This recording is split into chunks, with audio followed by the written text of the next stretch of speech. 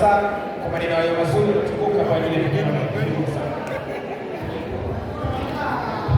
Asante. Uchache niseme machache kwa bwana harusi. Bwana harusi umempata mke kamtunze, na bibi harusi umempata mume kamtunze. Ukikaa kwa maisha ya upendo, amani, ndoa itadumu.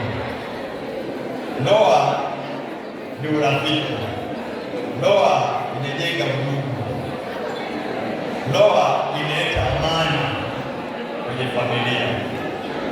Familia hii bwana harusi unaifahamu na bibi harusi unaifahamu.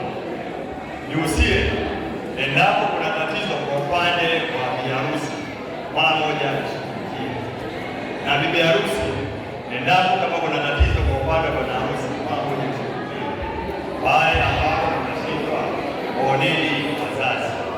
Kwa hiyo machache sema asante, niwatakieni maisha mema.